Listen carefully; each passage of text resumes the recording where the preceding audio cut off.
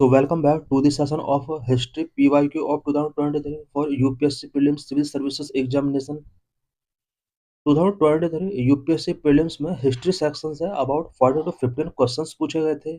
इन्हीं क्वेश्चन का इस सेशन के अंदर डिटेल एनालिसिस करेंगे।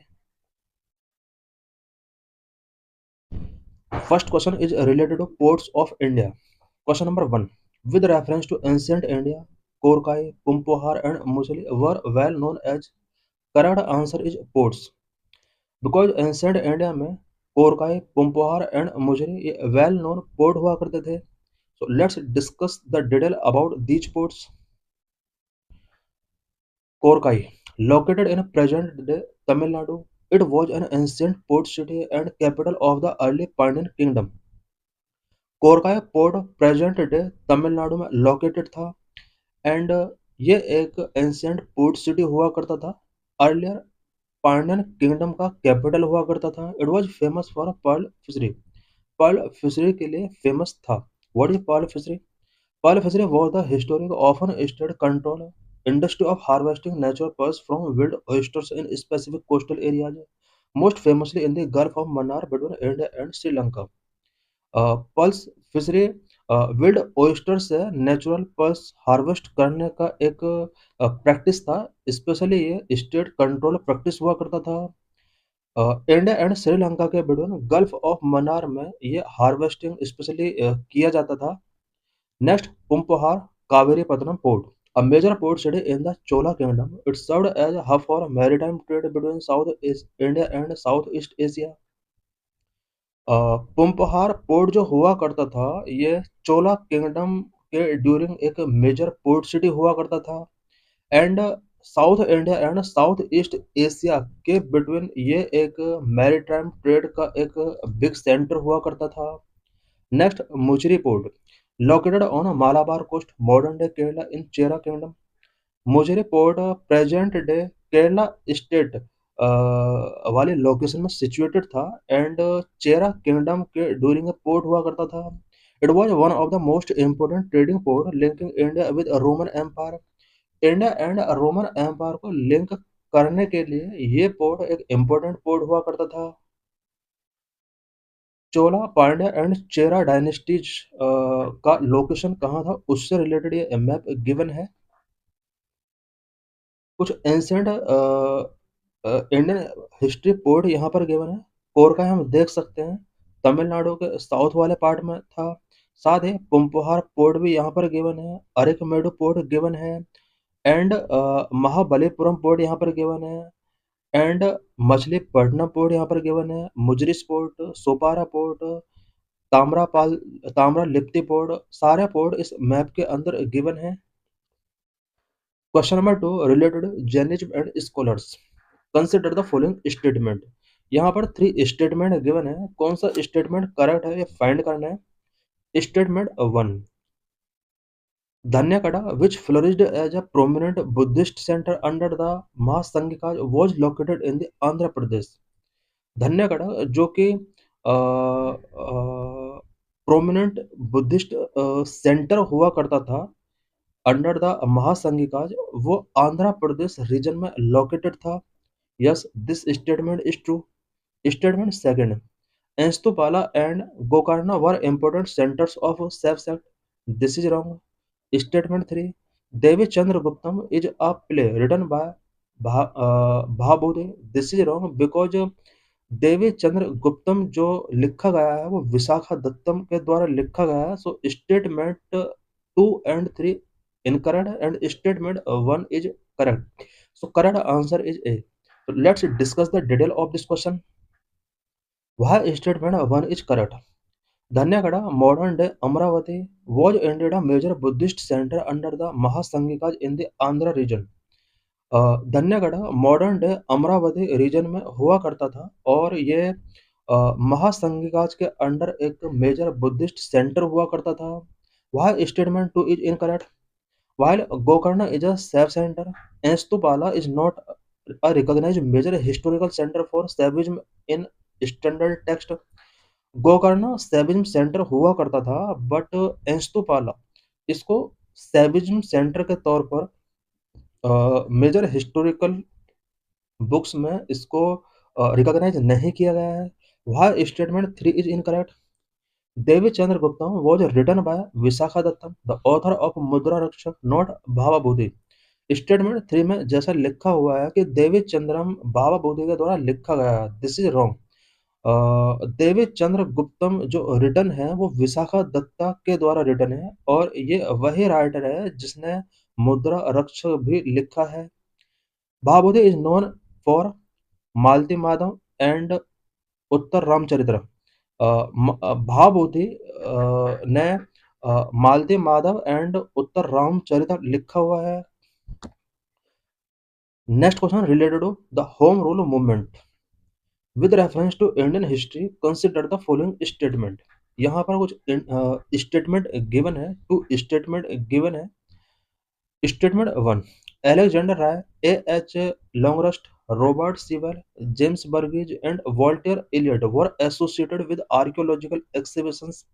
यस, ये जितने भी यहाँ पर पर्सन्स के नेम गिवन है वो सभी आर्कियोलॉजिकल एक्सकेवेशन से रिलेटेड है, this is right. Statement 2, the home rule league was founded by Annie Besant and Bal Gangadhar Tilak independently. This statement is also correct because home rule league जो था वो any Besant and Bal Gangadhar तिलक के द्वारा इंडिपेंडेंटली फाउंड किया गया। So correct answer is C, both 1 and 2। So let's discuss the detail of this question. Why statement 1 is correct?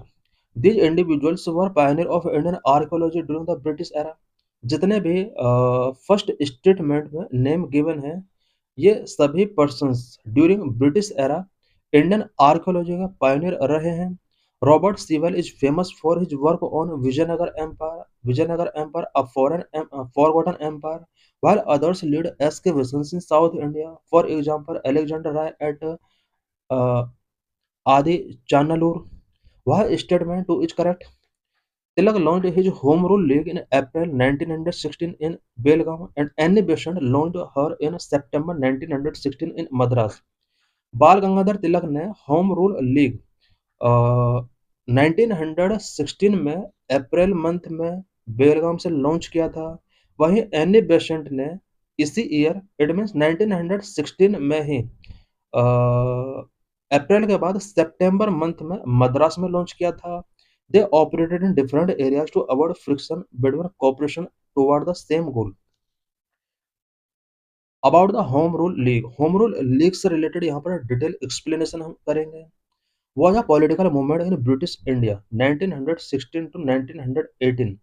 British India के during home rule league movement एक political movement था, demanded self government और home rule within the British Empire similar to status held by Australia and Canada. Home rule movement जो था इसकी main demand self government और home rule achieve करना था, inspired by the Irish home rule movement because Irish में भी home rule movement ongoing था और उसी मूवमेंट से ये इंस्पायर्ड था। Lead by two prominent nationalist figures Bal Gangadhar Tilak and Annie Besant, key leaders and separate league to avoid organizational friction. Tilak and Besant established two separate but cooperative league. यहाँ पर तिलक और Besant ने सेपरेट तरीके से इसको लीड क्यों किया? सो दैट ऑर्गेनाइजेशनल फ्रिक्शन को अवॉइड किया जा सके। Indian home rule league by Tilak, Tilak ने जो लॉन्च किया था वो इंडियन होम रूल लीग था, जबकि एनी बेसेंट का जो ये लीग था वो all India home rule league था। Indian home rule league by Tilak founded in April 1916 at Belgaum, headquarter इसका पुणे में हुआ करता था। Focus areas Maharashtra excluding Bombay city, Karnataka, central provinces and Berar. Tilak का जो होम रूल लीग हुआ करता था ये पूरे Maharashtra except Bombay, Karnataka, central provinces and Berar को कवर करता था। Key slogan home rule is my birth right and I will have it, ये इस मूवमेंट का की स्लोगन था। All India home rule league by Annie Besant founded in September 1916 at Madras, Madras में इसको found किया गया था। हेडक्वार्टर एडीआर चेन्नई इसका हेडक्वार्टर हुआ करता था। Focus area the rest of India including Bombay city, because Bombay city Indian home rule league में इंक्लूड नहीं था और जो areas Indian home rule league movement में इंक्लूड नहीं थे उन सभी एरियाज को all India home rule league के अंडर कवर किया गया। Reach had a wider, more loosely organized network with about 200 branches. Main objectives of home rule league, home rule league का मेन ऑब्जेक्टिव्स क्या क्या हुआ करता था? Number one, achieve self government for India through constitutional and peaceful means. Home rule league का जो demand था self government का, वो specially constitutional and peaceful manner से इसको अचीव करना चाहते थे। Promote political education through public meetings, pamphlets and reading rooms. Political education को ये इंडियन पीपल के अंदर प्रमोट करना चाहते थे through public meetings, pamphlet and reading rooms. Unite the moderate and extremist with in the Indian national Congress, because Indian national Congress से moderate and extremist separate हो गए थे। इन दोनों को यूनाइट करना भी इसका मेन ऑब्जेक्टिव था। Demand linguistic state and education in vernacular language. Linguistic state का डिमांड एंड वर्नाकुलर लैंग्वेज में एजुकेशन को इंडिया में प्रोमोट करना, ये भी इसका मेन ऑब्जेक्टिव था। Impact and significance of home rule league, home rule league के क्या क्या इम्पैक्ट हुआ, क्या क्या इसका सिग्निफिकेंस रहा। Political awakening, it shifted the nationalist movement from seasonal और annual Congress session activity to year round campaign, reaching beyond the elite to student and middle class. Because nationalist movement जो हुआ करते थे होम रूल लीग मूवमेंट से पहले, वो seasonal base पर हुआ करते थे, such as annual Congress session हुआ करते थे। होम रूल मूवमेंट ने इसको ईयर राउंड कैंपेन में कन्वर्ट कर दिया। इट मींस नेशनलिस्ट मूवमेंट अब ईयर राउंड कैंपेन बन चुके थे। पहले एलिट लोग ही इसको डील किया करते थे, बट अब इस नेशनलिस्ट मूवमेंट में स्टूडेंट एंड मिडिल क्लास भी इंक्लूड होने स्टार्ट हो गए। मॉन्टेग्यू डिक्लेरेशन और इसके क्या-क्या इफेक्ट रहे। मॉन्टेग्यू डिक्लेरेशन 1917 में आया। Intense pressure from the movement force the British government to issue the August declaration, promising to set up a responsible government in India. Because home rule movement जो था इसने British government system को pressurize किया। इसके बाद अगस्त declaration यहाँ पर given किया जाता है इंडियंस को, और इंडिया में एक रिस्पॉन्सिबल गवर्नमेंट सेटअप करने के लिए प्रॉमिस किया जाता है। Unity, it briefly brought together the Congress and the Muslim League during the Lucknow pact of 1916। Lucknow pact 1916 में होता है। इस पैक्ट में कांग्रेस और मुस्लिम लीग एक दूसरे को कोऑपरेट करने के लिए प्लीज टेकिंग करते हैं, बिकॉज इनका यहाँ पर इनके जो फ्रीडम के लिए जो डायरेक्शन थे, रूट थे, वो सेपरेट हो गए थे। एंड ये सब होम रूल लीग मूवमेंट की वजह से ही पॉसिबल हो पाया कि कांग्रेस एंड मुस्लिम लीग अब एक दूसरे को कोऑपरेट करने के लिए प्लीज टेकिंग कर रहे हैं। Legacy, many future leaders including Jawaharlal Nehru and Muhammad Ali Jinnah were active participant. Many future leaders including Jawaharlal Nehru and Muhammad Ali Jinnah, ये सब अब एक्टिव पार्टिसिपेंट इस मूवमेंट के बन चुके थे। Decline of home rule league movement, home rule league movement किस तरह से डिक्लाइन हुआ? Decline started by 1980 due to several factors. क्या क्या फैक्टर्स रहे जिसकी वजह से 1918 में होम रूल मूवमेंट का डिक्लाइन होना स्टार्ट हुआ? Number one, repression. The British government used the Defence of India Act to arrest leaders, including Annie Besant in 1917. British government ने होम रूल मूवमेंट के लीडर्स को अरेस्ट करना शुरू कर दिया और डिफेंस ऑफ इंडिया एक्ट के अंडर इन्हें अरेस्ट किया जाने लगा। 1917 में एनी बेसेंट को अरेस्ट किया गया। It means home rule movement 1916 में स्टार्ट हुआ। नेक्स्ट ईयर एनी बेसेंट इसमें अरेस्ट कर ली जाती हैं। Number 2, absence of leadership.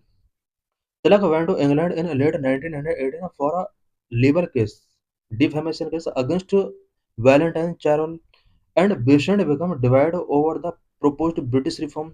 Rise of Gandhi, the emergence of Gandhi and his new methods of mass non-cooperation Satyagraha captured public imagination. Because यहाँ पर गांधी जी का emergence होता है और गांधी जी के जो मेथड थे वो मास नॉन कोऑपरेशन मूवमेंट इस टाइप के मेथड थे और पब्लिक इमेजिनेशन इसके साथ कैप्चर हो जाता है। यही वजह है कि नॉन होम रूल मूवमेंट थोड़ा यहाँ पर इसका जो मूवमेंट था वो थोड़ा लाइट हो जाता है। Dissolution. In 1920, the All India Home Rule League elected Gandhi as its president and renamed itself Swaraj Sabha before eventually emerging with the Indian National Congress. 1920 में all India home rule league जो कि Annie Besant का movement था, इसने गांधी जी को as a president elect किया and Gandhi ji के president बनने के बाद इस लीग का नाम स्वराज सभा रख दिया जाता है। Next question is related to art and architecture. Question number 4. Consider the following statement. यहाँ पर वो पेयर गिवन है, पेयर को कंसिडर करना है कौन सा पेयर करेक्ट है कौन सा करेक्ट नहीं है। पेयर 1 साइट बेसनगर, फीचर सेवाइट केव इंसरेन। यहाँ पर मेनली जो लेफ्ट में गिवन है ये सभी केव श्राइन है और कौन सा केव श्राइन का लिंक किसके साथ है ये फाइंड आउट करना है। फर्स्ट पेयर साइड यहाँ पर बेस नगर है और ये सेवाइड केव श्राइन है। दिस इज रॉन्ग बिकॉज ये सेवाइड केव श्राइन नहीं है, वैष्णवाइड केव श्राइन है। Second Bhaja feature Buddhist cave shrine, yes this is correct because Bhaja cave shrine जो है ये महाराष्ट्र में है एंड बुद्धिस्ट केव श्राइन है। Third Sittanavasal Jain cave shrine, yes this is true because Sittanavasal जो केव श्राइन है तमिलनाडु में है और जैन के साथ इनका कनेक्शन है। So let's discuss all the pairs in detail. Besnagar, Besnagar Vidisha MP में सिचुएटेड है, is famous for the Heliodorus pillar which is a Vaishnavite monument not Shaivite. Besnagar Madhya Pradesh के विदिशा में सिचुएटेड है और ये हॉलियोडोरस पिलर की वजह से फेमस है।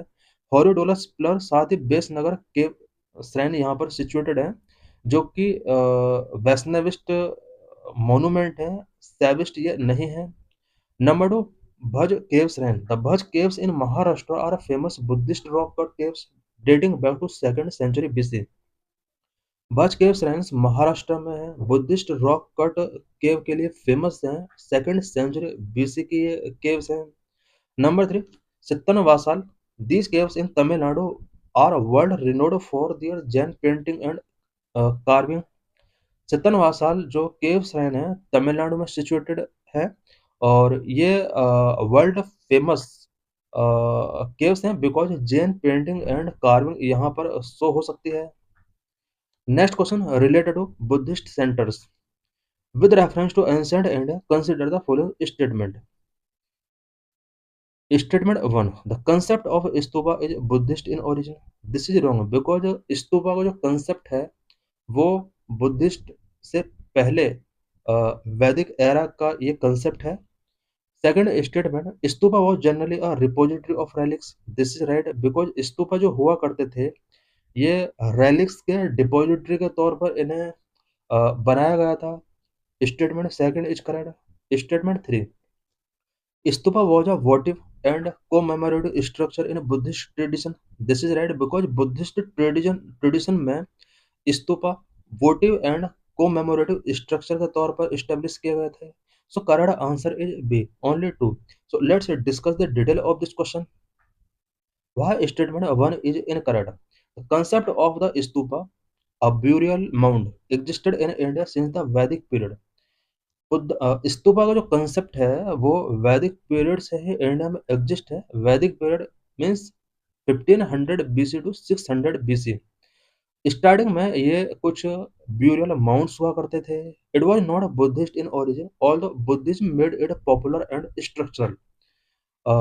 बुद्धिस्ट ने इसको इस्टेब्लिश नहीं किया था, बुद्धिज्म ने इसको पॉपुलर किया है, स्ट्रक्चरल इसको गिवन किया है। वह statement two is correct. Stupas were build to house the relics ashes teeth etcetera of Lord Buddha और other great Buddhist monk.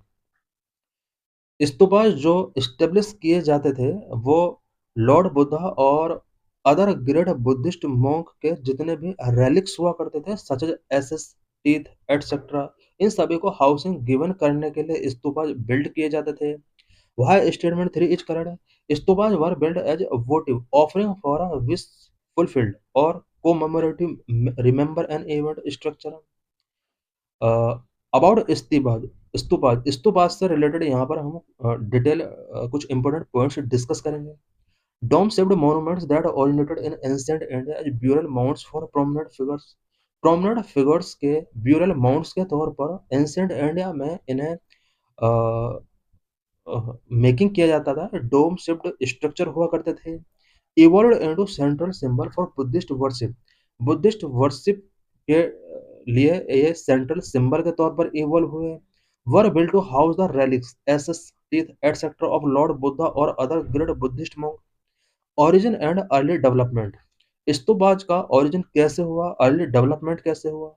Pre Buddhist root The concept predates Buddhism, originating as simple earthen tumuli or mounds used to bury ascetics or saints.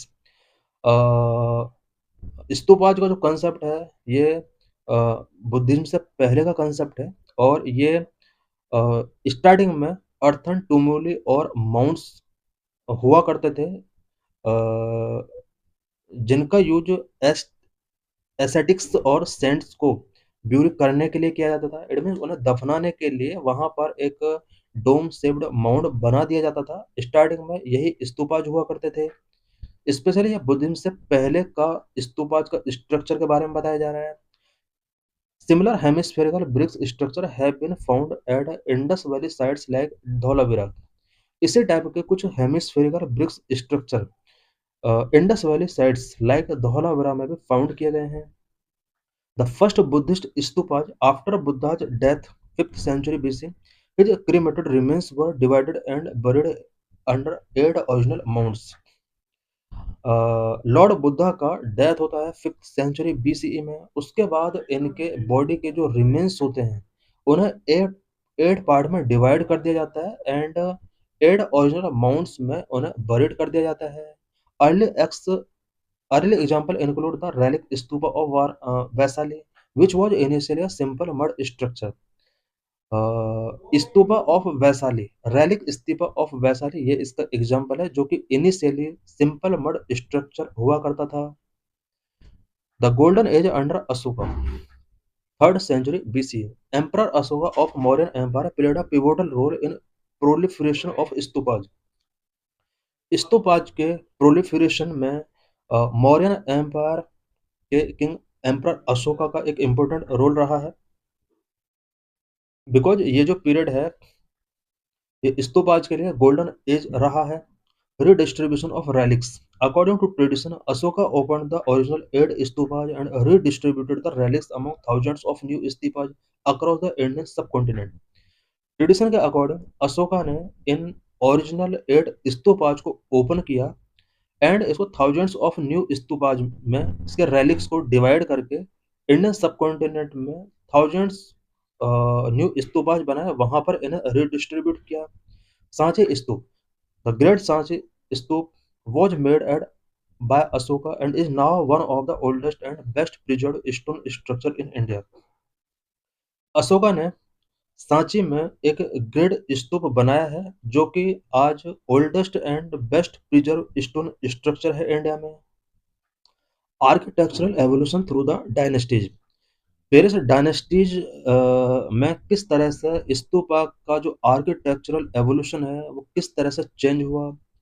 संग and Satavahana period, सुंग and Satavahana period में स्तूपा के अंदर क्या क्या change आए, specially ये 2nd century BCE and 2nd century CE के टाइम पीरियड की बात की जा रही है। Stupa were expanded and decorated with stone railings and ornate gateways.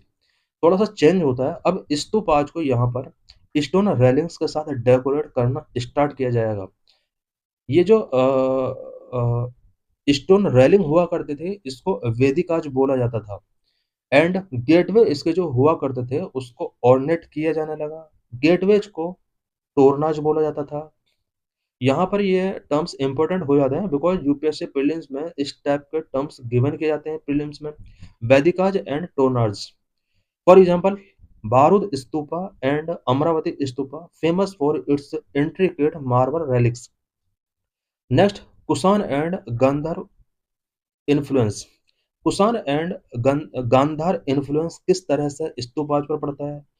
It means first to fifth century CE की ये बात की जा रही है। In the Gandhara region stupas become more vertically elongated and tower like, heavily influenced by Greek Buddhist art। Gandhara reason में जो stupas थे ये थोड़ा वर्टिकल हो जाते हैं एंड टावर लाइक स्ट्रक्चर के तौर पर ये इलोंगेट होते हैं। ग्रीको बुद्धिस्ट आर्ट का इनके ऊपर बहुत ज़्यादा इन्फ्लुएंस रहा। This style eventually influence the development of East Asia pagoda. Next, Gupta period 4th century to 6th century CE. This era brought more refined and sophisticated design. यहाँ पर स्तूपाज के जो डिजाइन थे वो थोड़ा रिफाइंड हो जाते हैं, सोफिस्टिकेटेड हो जाते हैं। For example Dhamek stupa at Sarnath which have elaborated flora carving and human figures. यहाँ पर जो चेंज आया स्तूपाज पर, अब floral carving and human figures यहाँ पर बनने स्टार्ट हो जाते हैं। For example Dhamek stupa at Sarnath. Expansion across Asia, Asia में स्तूपाज का किस तरह से एक्सपेंशन होता है? As a Buddhism spread the stupa was adopted into various regional forms. Sri Lanka known as dagobas, these are often massive white structure like ruwan welsia। Sri Lanka में भी stupa structure art पहुंचती है, वहां पर स्तूपाज को डागोबास के नाम से जाना जाता है और ये स्पेशली मैसिव वाइड स्ट्रक्चर वहां पर होते हैं। फॉर एग्जांपल के लिए रावण वेल्सिया यहाँ पर एक स्तूपा है श्रीलंका के अंदर। Tibet evolve into chorten typically having a wide dome and colourful banners. Tibet में भी स्तूपा स्ट्रक्चर पहुंच जाता है, वहां पर इसको कॉर्डन के नाम से जाना जाता है। टिपिकली यहाँ भी व्हाइट कलर का डोम इसके अंदर होता है, कलरफुल बैनर्स इसके ऊपर लगाए जाते हैं। South East Asia lead to elaborate structures like the 9th century बोर Borobudur in Indonesia, the world's largest Buddhist monument. World का लार्जेस्ट बुद्धिस्ट मॉन्यूमेंट इंडोनेशिया में बोरोबुडूर स्तूपा, ये 9th सेंचुरी में बनाया गया है। East Asia developed into multi tired pagoda. East Asia में stupas के अंदर अब मल्टी लेयर्ड पैगोडा में कन्वर्ट हो जाता है। कोर स्ट्रक्चरल एलिमेंट स्तूपाज जो अलग अलग जगह पर बनने स्टार्ट हुए इसके अंदर कुछ स्ट्रक्चरल चेंजेस आए। कौन कौन सा इसमें क्या क्या चेंजेस आए? A traditional stupa consist of several symbolic part, इसके अंदर several symbolic part होते हैं। Number anda, the hemispherical dome representing the universe. यहाँ पर जो हेमिस्फेरिकल डोम बना हुआ है इसको अंडा के नाम से जाना जाता है और ये यूनिवर्स को रिप्रेजेंट करता है। Number two harmika, a square railing atop the dome signifying the एडोब ऑफ गॉड। यहाँ पर हम देख सकते हैं कि जो स्क्वायर पार्ट है अंडा के ऊपर इसको हार्मिका बोला जाता था और ये जो हार्मिका है ये abode of god, it means ये गॉड का हाउस के तौर पर इसको जाना जाता है। Number three yasti, a central pillar rising from the harmika representing the world's axis. Yasti जो हुआ करता है ये एक सेंट्रल पिलर हुआ करता था जो कि हार्मिक वाले पार्ट से राइज होता है एंड वर्ल्ड एक्सिस को रिप्रेजेंट करता है। Next, chhatras, umbrella like disc on the yasti symbolising protection and high rank. यहाँ पर जो छतराज हैं ये आज भी यहाँ पर छतराज बोला जाता है। ये अम्ब्रेला लाइक स्ट्रक्चर है जो कि यात्री पर सिचुएटेड होते हैं and protection and high rank को ये सिंबलाइज करते हैं। स्पेशली आज भी जो स्पिरिचुअल गुरु होते हैं उनका जो रथ यात्रा निकलती है वहां पर ये लगे होते हैं। Next, pradakshina patha, the circulatory walkway for ritual walking. Ritual walking के लिए सर्कुलेटरी वे होता है। Next question related to literature, consider the following pairs. यहाँ पर कुछ पेयर्स गिवन है। Pair one, Aryadeva known as Jain scholar, Aryadeva Jain scholar नहीं है, so it is wrong. Second, Dignaga known as Buddhist scholar, this is right because Dignaga Buddhist scholar रहे हैं। नाथामुनि known as Vaishnav scholar, this is right, so correct answer is B, only two. So let's discuss the detail of this question. Why pair one is incorrect? Aryadeva was a very famous Buddhist scholar, a disciple of Nagarjuna, not Jain scholar. आर्यदेवा जो first pair के अंदर लिखा हुआ है, आर्यदेवा ये famous Buddhist scholar रहे हैं, नागार्जुन के डिसिपल रहे हैं। वह pair two is correct. Dignaga was a famous Buddhist logician. Dignaga Dignaga जो है वो फेमस बुद्धिस्ट लॉजिशियन रहे हैं। Pair three, Nathamuni was a great Vaishnava scholar who collected the 4000 Tamil hymns of the Alvars. Next question is related to foreign travellers. According to Portuguese writer Nunes, the women in Vijayanagar Empire were expert in which of the following area? Portuguese writer Nuniz के according Vijayanagar empire के जो women हुआ करते थे वो किन किन areas में एक्सपर्ट हुआ करते थे? Number one, wrestling, this is right. Astrology, this is right. Accounting, this is right. Suit saying, this is right. So correct answer is D. So let's discuss the detail of this question. Pernod Nunes, a Portuguese traveler, noted that the Vijayanagar Empire was highly advanced regarding women's role. Pernod Nunes जो कि एक Portuguese traveller था, इसने यहाँ पर right किया कि Vijayanagar empire में वुमेन का जो रोल है वो एडवांस रोल है, हाईली एडवांस रोल है। He mentioned that women were trained in wrestling. उसने मेंशन किया है, उसने कहा है, लिखा है कि विजयनगर एम्पायर में वुमेन को रेसलिंग का ट्रेनिंग गिवन किया जाता था। एस्ट्रोलॉजी में एक्सपर्ट हैं एंड अकाउंटेंट के तौर पर वो वर्क कर रहे हैं। Soothsaying it means predicting the future से रिलेटेड उनके पास स्किल थी। Next question is related to administration and term during medieval India with reference to Indian history. Alexander Ray, A.H. Longhurst, Robert Sewell, James Burgess, and Walter Elliot were associated with। correct answer is archaeological excavations से related हैं सभी।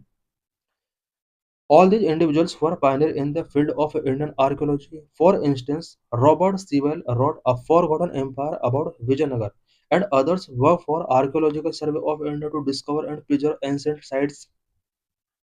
Next question is related to water infrastructure during medieval India. Who among the following rulers of the Vijayanagar Empire constructed a large dam across the Tungabhadra river and a canal cum aqueduct several kilometers long from the river to capital city? इनमें से कौन सा ruler रहा है Vijayanagar empire का जिसने Tungabhadra river पर एक लार्ज डैम बनवाया है, साथ ही रिवर से कैपिटल सिटी के लिए लार्ज सेवरल किलोमीटर एक कैनल बनवाया है? Correct answer is a, Devaraya first. Let's discuss the detail of this question. Devaraya first was a great administrator who focused on water management.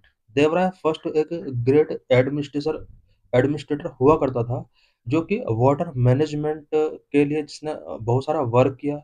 He built a massive dam over the Tungabhadra River to provide a continuous water supply to capital city and its agricultural field. More about Devaraya first. Devaraya first से related यहाँ पर कुछ important points हम discuss करेंगे। Reign 1406 to 1422 CE। About इसने 16 year तक rule किया है। Was a pivotal king of Sangama dynasty in the Vijayanagara empire. Vijayanagara empire में संगम डायनेस्टी का ये एक इम्पोर्टेंट किंग था। Military improvement, he improved the army's fighting capacity by importing high quality horses from Arabia and Persia and employing skilled archers from the Turkish clan। Military improvement के लिए इसने various work किए because इसने army की fighting capacity को increase करने के लिए अरब एंड पर्सिया से हाई क्वालिटी हॉर्सेस इंपोर्ट किए एंड टर्किश क्लैन से इसने कुछ स्किल्ड आर्कर्स भी एम्प्लॉय किए अपने मिलिट्री में। Infrastructure and irrigation, He recognized the importance of agriculture, building a large dam and 24-mile canal cum adequate aqueduct across the Tungabhadra river to bring water to city, which boosted agricultural production. ये points हम discuss कर चुके हैं। Question जो है mainly इसी point से related है कि उसने एक डैम बनवाया तुंगभद्रा रिवर पर। Foreign relations during his rule the Italian traveller Nicola da Conti visited Vijayanagar, describing the city as a massive, wealthy, and well-fertile metropolis with a powerful army. Devrai first के during ही Italian traveller Nicolo de Conti Vijayanagar visit करता है और यहाँ की जो massive wealthy and well fortified metropolis city है, powerful army है, उसको डिस्क्राइब करता है। Conflicts his reign was marred by constant struggles with the Bahmani Sultanate and वेला मास ऑफ तेलंगाना। बहमनी सल्तनत के साथ एंड तेलंगाना के वेला मास के साथ इसका कांस्टेंट स्ट्रगल रहता है। Cultural patronage he was a supporter of art literature and culture in his capital. Next question is related to Sangam literature. Which one of the following explain the practice of Vatakkiruttal as mentioned in Sangam poem. Sangam poem में वाटाकिरुट्टल का जो explanation है वो given है। Question में पूछा गया है कि वाटाकिरुट्टल जो प्रैक्टिस था मेनली क्या था। Correct answer is D, the king defeated in a battle committing ritual suicide by starving himself to death. कोई भी किंग उस टाइम पर अगर डिफीट हो जाता था वो रिचुअल सुसाइड कमिट करता था, स्पेशली वो खुद को स्टार्विंग मैं रखता था जब तक कि डेथ ना हो जाए। So let's discuss the detail of this question. In the Sangam as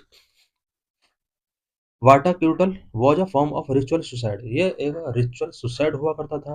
if a king was defeated in war और felt he had lost his honour, किसी किंग को अगर लगता था कि उसका ऑनर खत्म हो चुका है बिकॉज वो डिफीट कर दिया गया है, he would sit facing north, north की तरफ वो अपना फेस करके बैठता था and fast until dire to regain his dignity.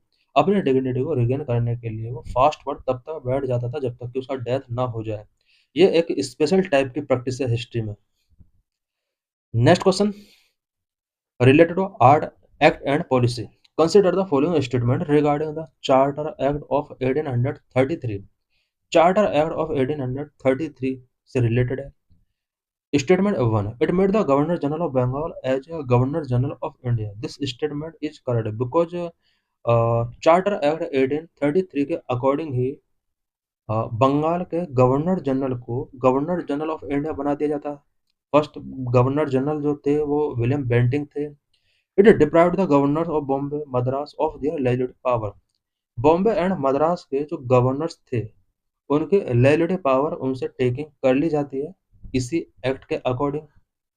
This statement is also correct. Statement 3, it ended the activity of the East India company as a commercial body. As a commercial body East India company के जितने भी activities थी trade से related उन्हें and कर दिया जाता है। This statement is also correct. So correct answer is C, all three statement correct है। Charter act of 1833। Number governor general of Bengal become the governor general of India with all civil and military power। Governor general of Bengal को अब governor general of India बना दिया जाता है और उसको सारे military and civil power given कर दी जाती हैं। First governor general of India William Bentinck. इस तरह का जो फर्स्ट गवर्नर जनरल बनता है इंडिया में वो विलियम बेंटिंग होता है। Number two, Governor of Bombay and Madras lost their legislative power. Number three, the law made under the previous act were called regulations, while law made under this act were called acts. Uh, uh, charter act of 1833 के according 33 से पहले जितने भी law making किए गए थे अब उन्हें रेगुलेशन बना दिया गया एंड 1833 चार्टर एक्ट के अकॉर्डिंग जो भी लॉ बनाए गए हैं वो अब सारे एक्ट में कन्वर्ट कर दिए गए। Number 4, ended commercial activities of East India Company now become a purely administrative body। East India company के कॉमर्शियल एक्टिविटीज यहाँ पर एंड कर दी जाती हैं और इसको प्योरली एडमिनिस्ट्रेटिव बॉडी बना दिया जाता है। Next question is related to Buddhist sect and locations. Consider the following pairs.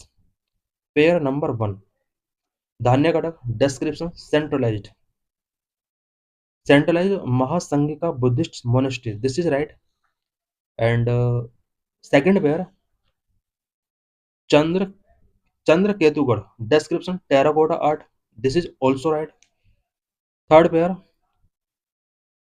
Salihundam, description Buddhist cave shrine. This is wrong. So correct answer is B, only two. So let's discuss the detail about these pairs.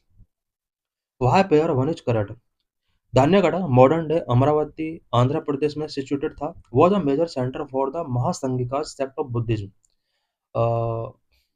Mahasanghika sect of Buddhism का ये एक major centre हुआ करता था।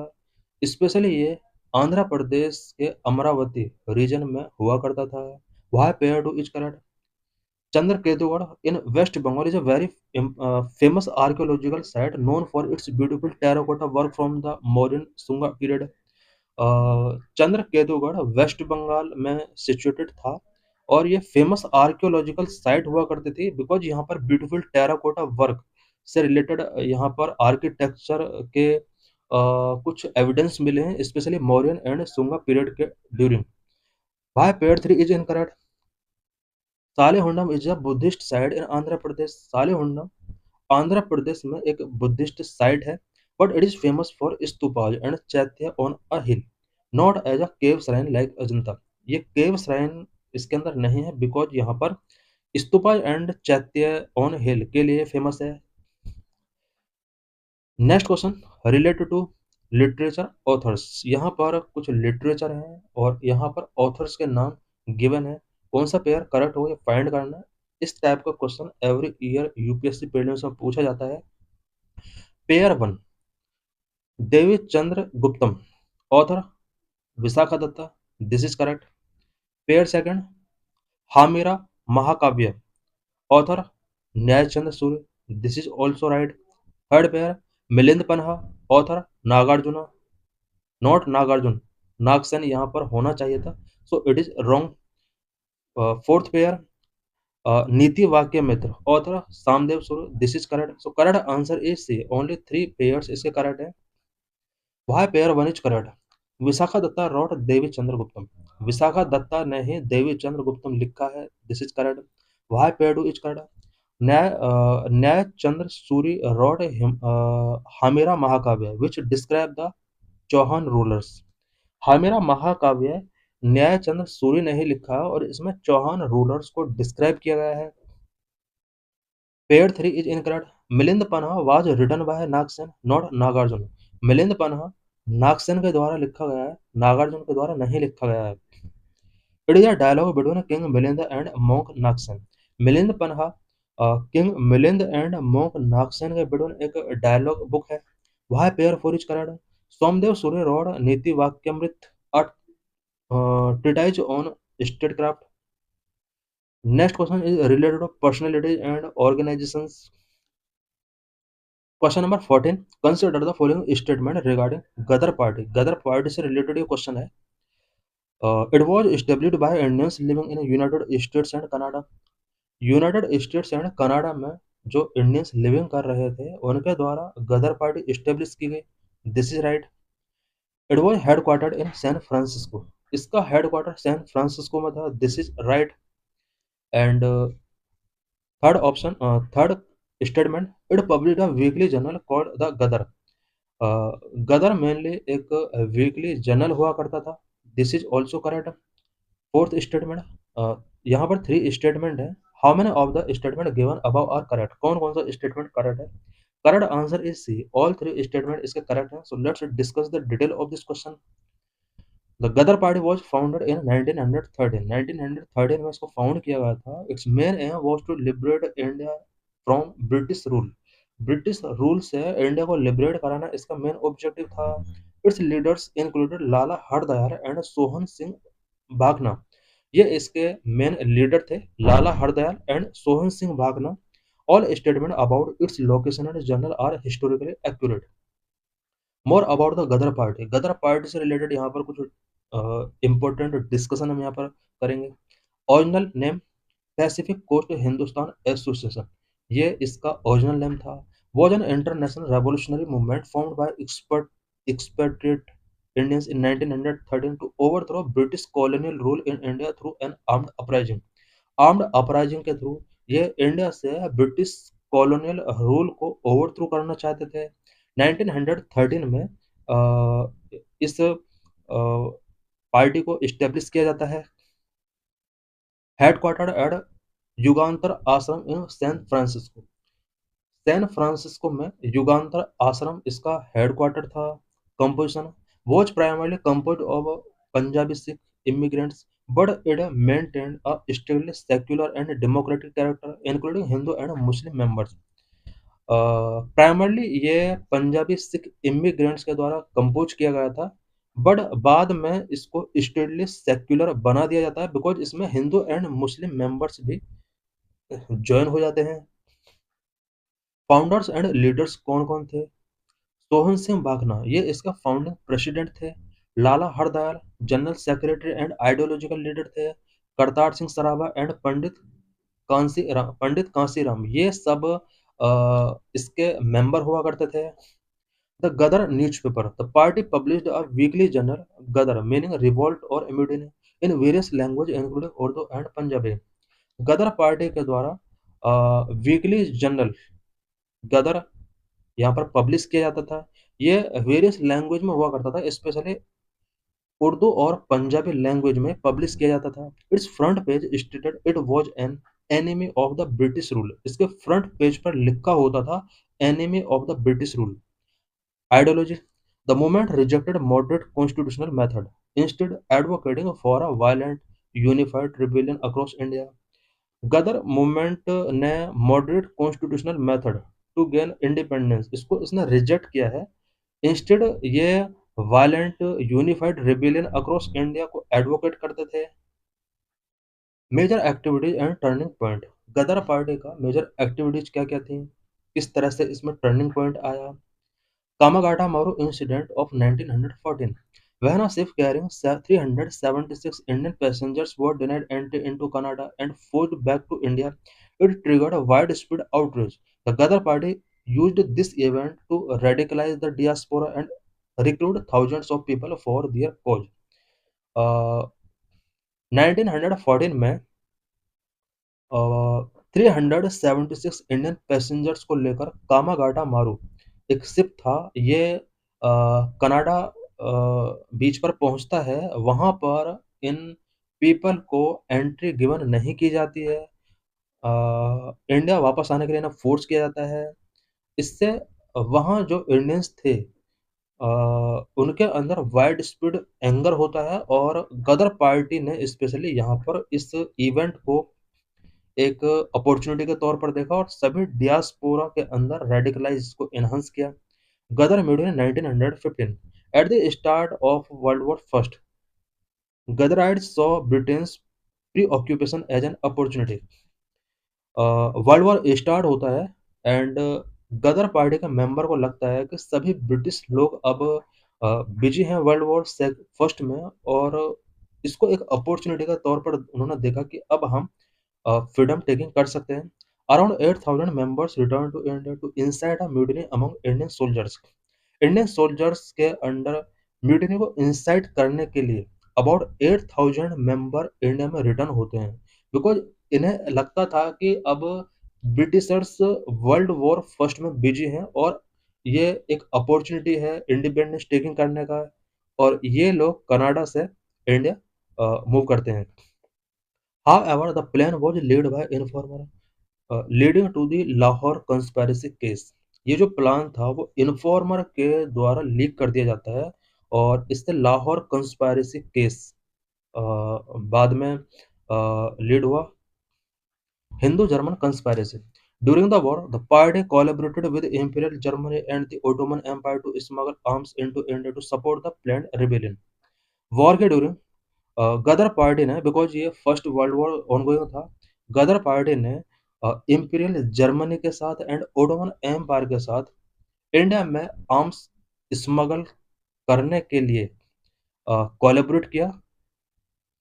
Outcome and legacy Ghadar party के क्या क्या outcomes रहे हैं, क्या क्या लीगेसी रहा है? The planned 1915 uprising was crushed by the British executed 42 members including the 19-year-old Kartar Singh Saraba and the imprisonment of hundreds of others. 1915 का जो प्लान था जिसमें 8000 पीपल कनाडा से इंडिया पहुँचते हैं। उन्हें लगता था कि सारे ब्रिटिशर्स अब वर्ल्ड वॉर फर्स्ट में बिज़ी हैं और हमें इंडिपेंडेंस टेकिंग करने के लिए अपराइजिंग करना होगा। ये जो प्लान था ये बिकॉज़ लीक कर दिया जाता है प्लान और यहाँ पर ब्रिटिशर्स के द्वारा इसको क्रश कर दिया जाता है। 42 मेंबर्स को एग्जीक्यूट कर दिया जाता है including 19 year old Kartar Singh Sarabha and hundred of people को यहाँ पर इम्प्रिजनमेंट गिवन कर दिया जाता है। Despite its military failure the Ghadar party has profound impact. Military के रिस्पेक्ट में फेल रहा था बट इसका जो इम्पैक्ट था वो एक मेजर इम्पैक्ट रहा है। Inspiration it directly inspired later revolutionary such as Bhagat Singh who considered Sarabha a hero because Ghadar party का जो एक एक्साइटमेंट था फ्रीडम टेकिंग करने के लिए या इसका जो मूवमेंट था, लेटर रिवॉल्यूशनरीज़ के लिए इसने डायरेक्टली इंस्पिरेशन गिवन किया सच एज़ भगत सिंह को इंस्पिरेशन गिवन किया। भगत सिंह हू considered Sarabha a hero. Secular unity it remains a significant symbol of inter-religious cooperation in the Indian independence struggle. Indian independence struggle में इंटर रिलीजन कोऑपरेशन को enhance करने के लिए गदर party ने एक गदर पार्टी को एक बिग सिंबल के तौर पर यूज़ किया गया। Dissolution the party eventually fractured into communist and socialist faction after world war first and was formally dissolved in 1948। World war first के बाद Ghadar party communist and socialist faction में फ्रैक्चर हो जाती है एंड 1948 में फॉर्मली इसको डिसॉल्व कर दिया जाता है। So thanks for watching this video.